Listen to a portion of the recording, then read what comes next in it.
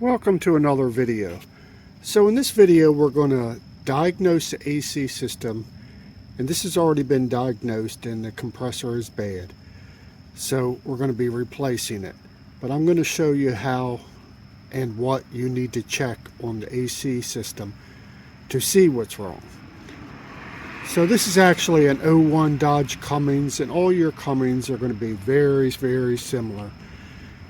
And this truck actually has just shy of 600,000 miles. So this is actually the second time I've replaced this. So I guess it's the third compressor. But I have had other issues with it. So like I said, we're going to go over it, and be sure to watch to the end, because we're going to take this apart and you're going to see, I'm going to take the old one apart. I want to take my new one apart. Take it apart and you can see how the inside, how it actually works. Very interesting. And I'm going to replace the serpentine belt because we got to take it off. It's a good time to go ahead and do it, you know, unless yours is new. And there are tools. Now you can do this, you know, kind of on the fly, and you know it should be okay, but you know there's a little bit of risk involved. You're not talking about an extreme amount of money if something goes wrong. But I'm going to show you all the correct tools and the correct procedures, and then you can make up your own mind whether you want to invest a couple dollars, and it's not that much money, in tools, or if you just want to kind of do it on the fly. So I'm going to explain both ways to it. So at any rate, let's move on and see where we would check to diagnose this thing first. So the first thing you want to check, and it may seem like the most obvious, of course, but would be the freon. Now, you see here I got a set of freon gauges, and they look a little bit beat up. They are used. I have used them. You can do this by getting a can with a little gauge from your auto parts store. A can of freon, the 134A is what's in most of them, except for the very, very new cars and trucks. Anyway, and you can tell if there's freon in it. So if you don't want to invest in a gauge, you know, that's another way. Now, if you're doing this stuff and you say, okay, I want to kind of get what I need, but I don't want to spend a lot of money, you know, most of the time your friend is Harbor Freight. Some of the quality's not there on some of the stuff, but if you're only using it a couple times, you know, it could be good. Or, you know, eBay, used stuff, or, you know, even Amazon. Now, you need to get a set of adapters to go on your hoses, because your hoses are set up for, you know, your household air conditioner, refrigeration, what have you, like that. It's this size right here. So these adapters snap on there, and they just snap on. Now, I don't know if Harbor Freight has these adapters, but I know you can get them on Amazon and eBay, and they're not that much money. So the first thing you want to do is check and make sure that there's freon in it. So if there's freon in it, you know, you can add a can from your local auto parts store and see if it holds. If it leaks, you know, then you can you know, try to find the leak. Now if you're watching one in the video further, we're going to explain how you add freon, because you can damage your compressor if you kind of do it wrong. At any rate, that would be the first thing to check. So the next thing you'd want to check is there's actually a switch. Now I'm going to try to get this. Let's see. It's right there on the line, and that's down underneath. Okay, there's a little bit clearer. That is a high pressure switch. So in other words, if it builds up too much pressure, that switch will open and it will shut the compressor off. Now they go bad. I've had mine go bad two different ways. That's twice I replaced it. Once it just opened and it wouldn't close, and the other time it actually leaked. And so that's where freon was leaking from. Now, if you're looking at my truck, you're saying, hey, wait a second, that's not a Dodge, the battery goes there. You know, a moment, I moved my battery to the back, and I actually have my air cleaner up here. Now, if you look, I got compound turbos. If you're interested in these trucks, you know, subscribe. We got tons of upgrades. There's an external wastegate. We got water methane on here. You know, it done everything to this truck, and it's a 6-speed. We got videos to rebuild the transmission, you name it, we got it, clutches and so on.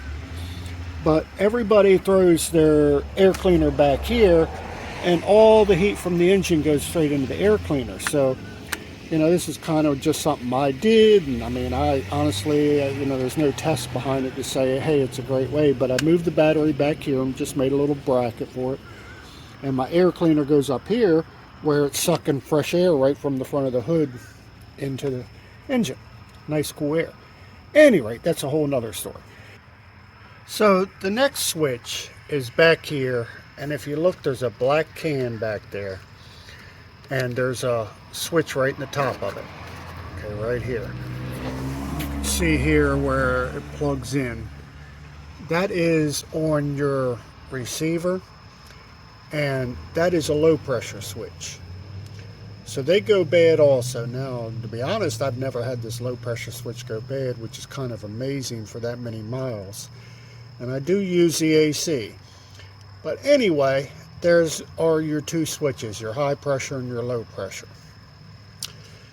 So if in fact there's no freon, your low pressure switch will open up and it will not let the compressor run. So here's the thing about it being a little bit tricky, is why you check the freon first, because if there's no pressure, that switch will be open, so you know it'll appear as the switch is not working. So you say, how do I check the switch? What you do is you unplug it. Now this you need, actually you're going to have to get some sort of a continuity tester. Now this is a $550, $60 Fluke. You hear it, continuity. You don't need a $550 Fluke, but if you want one, you can get one. You know, they're great to have. It's a beautiful tester. This one does temperature and everything. But you can find them for $30, $40, a cheap one. And trust me, they don't last. But if all you're doing is doing this one time, you know, I wouldn't invest that much money. But at any rate, you do need some sort of tester. So you unplug it, and you check it. As long as there's freon in it, it should have continuity. The same way with a high pressure switch. Now, freon or no freon, the high pressure switch should have continuity, because that shouldn't open up until the pressure is too high. Okay, so that being said, there's one more place. If you've done all this and you say, hey, everything's good, but it's still not working, there's one more check. So we're going to move on and see what that is. Okay, so what you're looking at now is the plug for the compressor. Okay, so see, this is a plug for the compressor, and here's your air conditioning compressor.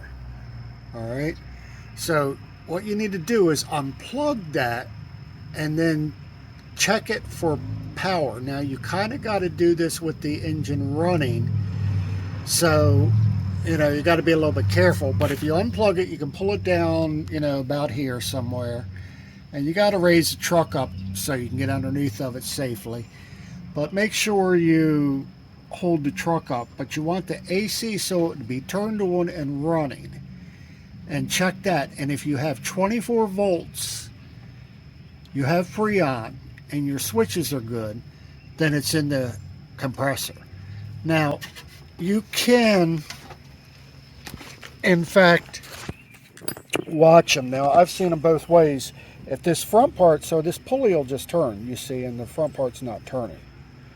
If the front part is not turning and it's got power, more than likely the clutch is bad. Now, you can just get clutches for them and put a clutch on there. It's, you know, I didn't even go that far with it. It's hard to really say, but if it's got power and the center's not turning, the clutch is bad. But I figure for the money, I'm not going to mess with it. I mean, they're not terribly expensive. I'm just going to replace the whole thing because I know it's worn. At any rate, if this is turning in the front and it's not doing anything, you know, you can check through your pressures. Your pressures aren't changing anything. Well, then it's broke inside. So at any rate, that means the compressor's bad. So this is the compressor end of your plug. You check the other end of it, and you may need, you see it's got two flat things. Depending on your tester, it can be hard to get in there. But if you take two paper clips and cut it in half and jam them in, because the other is a female, and you just put the two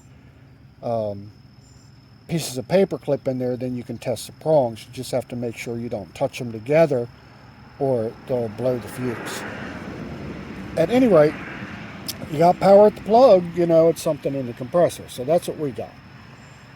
So the next thing we're going to do is see about changing this compressor. So let me get it together and then we'll move on. So one more thing about diagnosing it, and I probably should have thrown it out before, you need to check the fuse. The first thing you need to check is the fuse.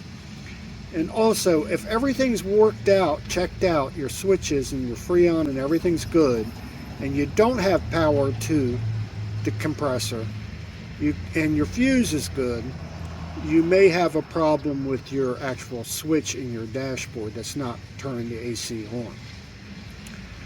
So at any rate, the first thing we got to do is take this belt off. So if you look down here, you have your belt tensioner.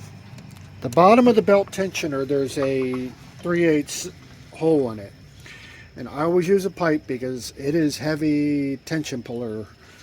So you stick that in there, pull it counterclockwise just like you're taking a bolt loose, and then you can pop this belt off of your alternator. It'll be loose. Now, if you're putting a new belt on, you know, you can go ahead and work it around your fan. You just keep spinning the fan and get it around there and get it off. And you know, take it out of there. If you're using it again, you just leave it hang. It won't hurt anything. And if you forget how, most Dodge trucks have how it goes, because you sit there and scratch your head, okay, how'd this belt come off? But anyway, that's a picture if you don't have it. We're going to pop the belt off, and then we'll move on to the next thing. Okay, so you say, my compressor's bad, but there's freon on it. What do I do now? So here's the thing. What you do in your own driveway is your business, okay?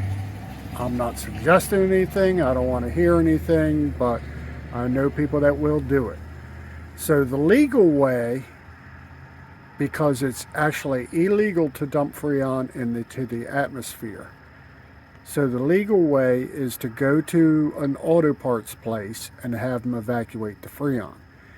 Now, the tools for that would cost you $1,000 or more to evacuate the freon.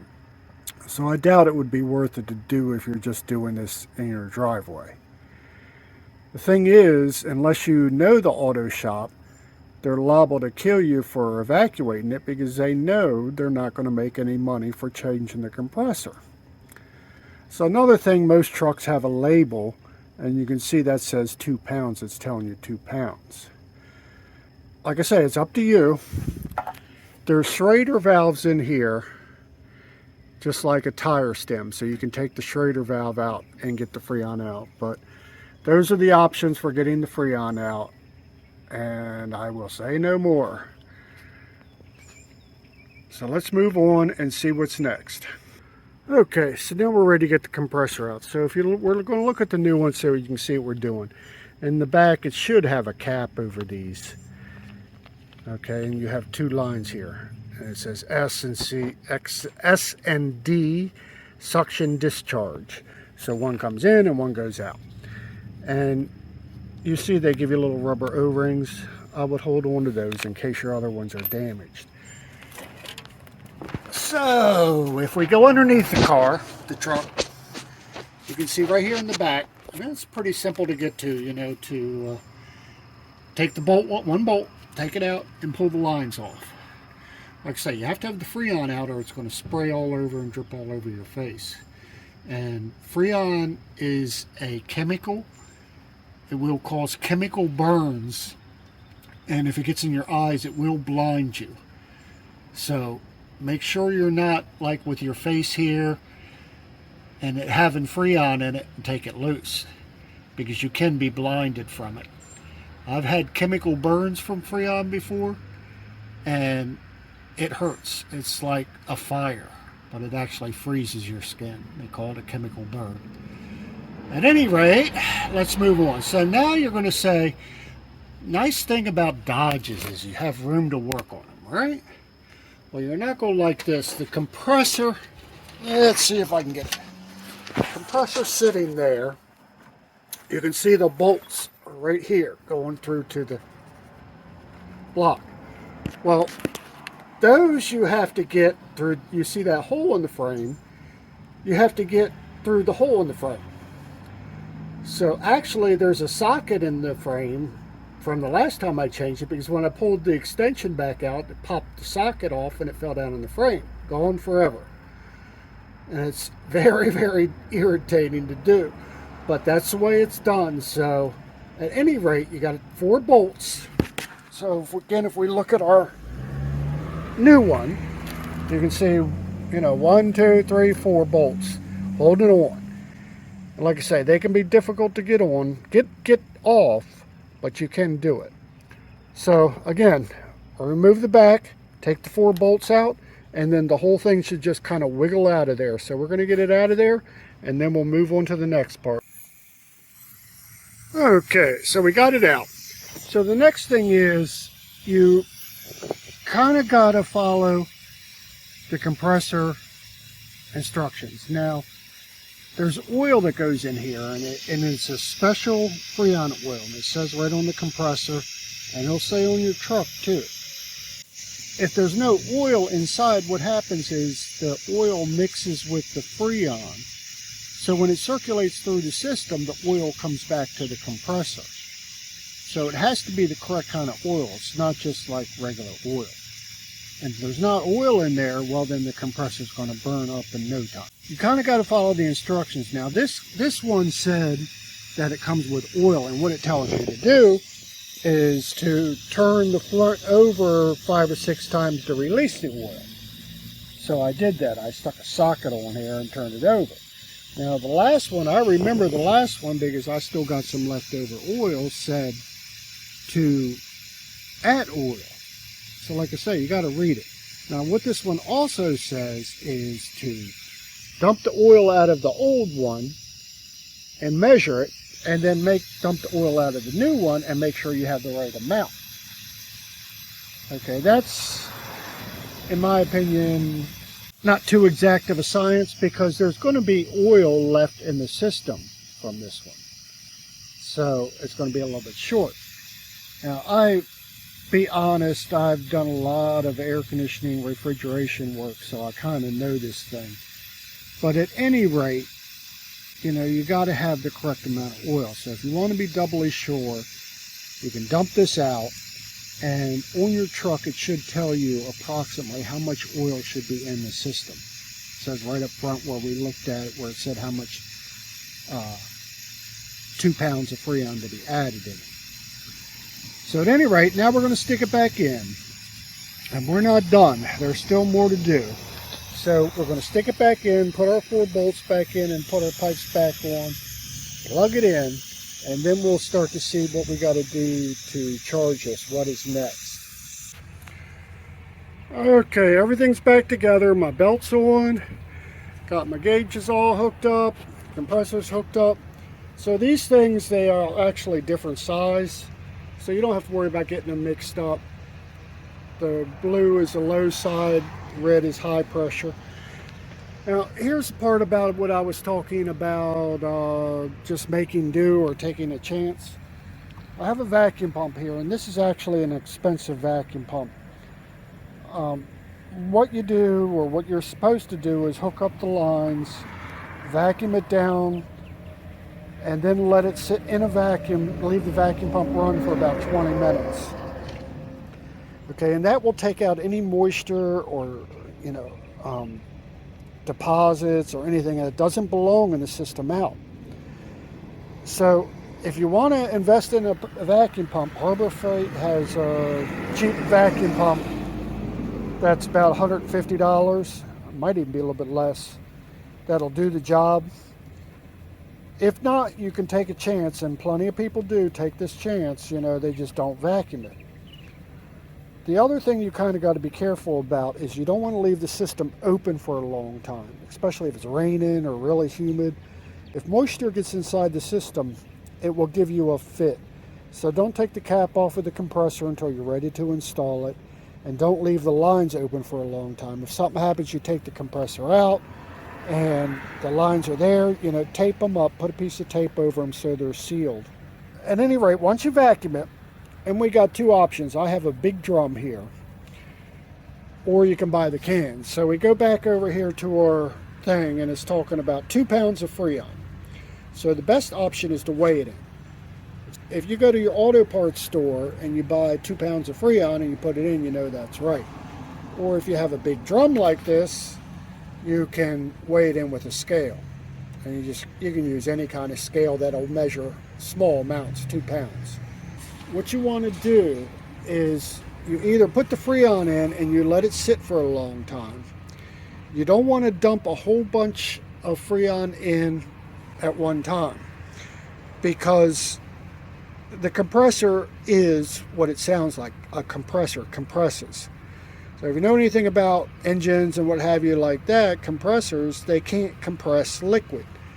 So when the freon goes in, it will be in a liquid form. That's what makes it frost and it's cold. So it goes in a liquid form. And you don't want that in your pistons of the compressor, because it will destroy the compressor. So you kind of either got to go at it real slow, or if you dump, kind of the best way if you got the cans is dump a pound in, let it sit 15 minutes or so, 20 minutes, and it'll turn back to a vapor. Then, the compressor can deal with it. Then let it run and add the other real slow. So the way the system works, the compressor compresses it, runs a liquid into the inside coil, flashes it, gets cold, and then it comes back to the compressor as a gas. That is what you're doing. We're going to go ahead and do that next and get a charge in there. And then we're going to take the old compressor apart and see what it looks like inside. So stay tuned and we'll see some more. Okay, so it should all be back together. Good to go. Start it up, run it. You should be having nice cold air come out. If it's not as cold as you think, or even the next day you feel that it should be a little bit colder, you can check the freon and add a little bit more in. But weighing it in is usually the most accurate way you can go. If you hook one of those freon things you get at the auto parts store with a gauge on it up, you should be somewhere around 35 pounds of pressure. And usually that's pretty good on most any automotive AC. Nothing's exactly the same that way, but some of it is touch and feel. But at any rate, that gives you a good rule of thumb to go by. So as promised, here's your AC compressor. So I'm going to give you an explanation of how this thing works. So you got the compressor here, belt driven of course. The clutch comes on and the compressors turn around. So if you watch them, they all, go around in a circle, come out. It's pretty neat. So that's what's compressing your freon. So then you have this thing here that is actually your valves for the compressor. And this will fit on this way. Okay, that's where it goes. This is the back of the unit. See, this is a back cover I took off, so you have your supply and your discharge. Now, the supply, when this is on there, what happens, you see these little holes here, the freon gets sucked in. So these are actually like springs, okay? And it has the same thing on this side, it has little springs. So the freon gets sucked in that way.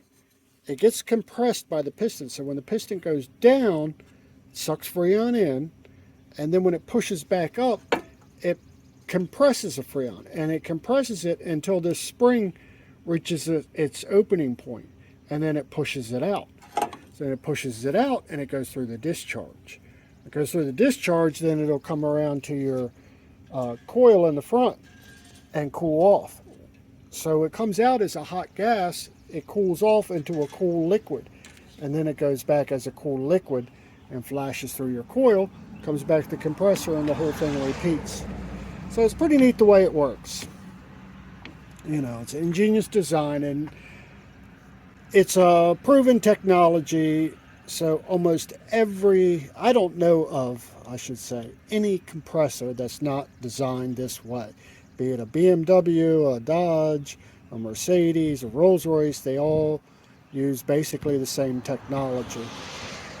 So anyway, I hope this all helped you out and gave you a little bit more information. Now you understand a little bit about how the AC system works in an automobile. And thank you for watching. Be sure to subscribe and take a look at our other videos. We got tons of them. And we'll see you in the next time.